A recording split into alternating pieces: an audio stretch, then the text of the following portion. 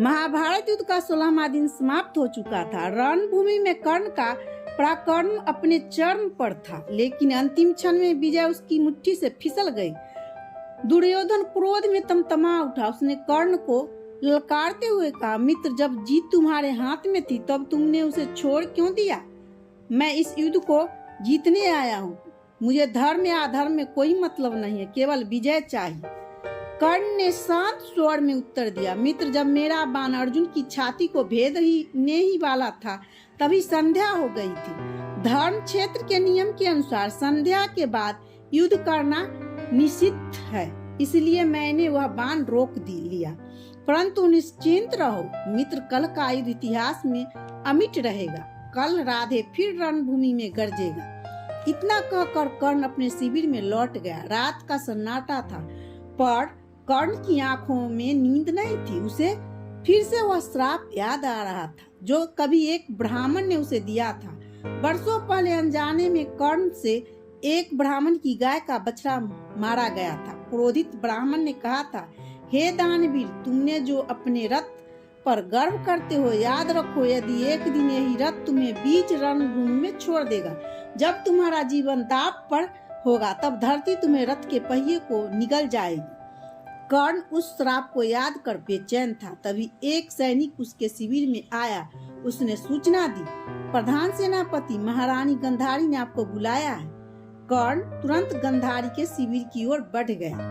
गंधारी एक कोने में खड़ी प्रतीक्षा कर रही थी। कर्ण ने पहुंचकर उसे प्रणाम किया। गंधारी ने गंभीर स्वर में कहा, पुत्र, आज मैं केवल महारानी नहीं, एक माँ हूँ। तुम मेरे पुत्र दुर्योधन से सबसे प्रिय मित्र हो, इस नाते मैं भी तुम्हारी माता हूँ। कर्ण ने आदर से उत्तर दिया, राजमाता, आप तो हस्तिनापुर की माता हैं। चाहे मैं दुर्योधन का मित्र ना भी होता तब भी आपको मुझे पुत्र कहने का अधिकार था। गंधारी ने कर्ण को आशीर्वाद दिया, आयुष्मान भव पुत्र। परंतु कर्ण मुस्कुराकर बोला, माता, रणभूमि में मैं इस आशीर्वाद का कोई अर्थ नहीं बचा है। शायद आपने यही आशीर्वाद दुशासन को भी दिया था। यह कहते हुए कर्ण की आंखें में करुणा तैर गई। गंधारी दुशासन को याद कर रो पड़ी। सिसकते हुए उन्होंने कहा, हे पुत्र, मेरा दुर्योधन अब अकेला रह गया है। वह क्रोधित और जिद्दी है। यदि वह क्रोध में तुमसे कोई कटु वचन कहे तो उसका बुरा मत मानना और उसे कहीं छोड़ना मत। कर्ण ने सिर झुकाकर कहा, हे माता, अपने राधे को छोटा कर दिया। सूरज धूप को छोड़ सकता है, हिमालय हिम को त्याग सकता है, वृक्ष अपनी छाया छोड़ सकती है, लेकिन राधे दुर्योधन को कभी नहीं छोड़ेगा। मैं निष्ठा की अंतिम सीमा तक उसके साथ रहूंगा।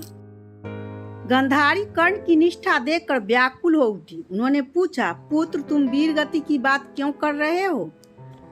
कर्ण ने गंभीर स्वर में उत्तर दिया, माता, कल अर्जुन से मेरा अंतिम युद्ध होगा। या तो अर्जुन जीवित रहेगा या फिर यह सूत पुत्र कर्ण। इसलिए माता, मैं आपसे पूछता हूँ, आप हम दोनों में से किसे जीवित देखना चाहती हैं? गंधारी चुप रही। कुछ क्षणों बाद उन्होंने टूटते हुए स्वर में कहा, पुत्र, मैं तो दुर्योधन और अर्जुन दोनों को जीवित देखना चाहता हूँ। कर्ण मुस्कुराया। उसकी आंखों में गहरी वेदना थी। उसने कहा, यह संभव नहीं है माता, परंतु खैर, मैं आपके उत्तर की प्रतीक्षा नहीं करूंगा। मुझे रणभूमि बुला रही है। गंधारी का यह जवाब कि वह अर्जुन और दुर्योधन को दोनों को जीवित देखना चाहती है, कर्ण को एक कठोर सत्य का एहसास कराता है। चाहे कर्ण ने मित्रता में अपनी पूरी निष्ठा झोंक दी थी, फिर भी वह उनके लिए केवल एक सूत पुत्र ही था। गंधारी के लिए अर्जुन, जो उसका शत्रु था, फिर भी अपना था, जबकि कर्ण को जीवन भर दुर्योधन के लिए लड़ा, फिर भी पराया रहा। कर्ण ने निशब्द सिर झुकाया और रणभूमि की ओर बढ़ गया, जहां उसका अंतिम युद्ध उसका इंतजार कर रहा था।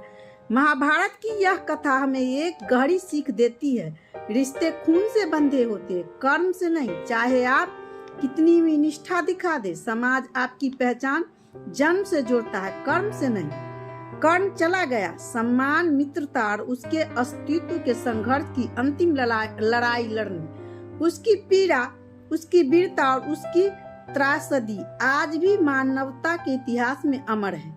जय श्री कृष्ण। राधे राधे।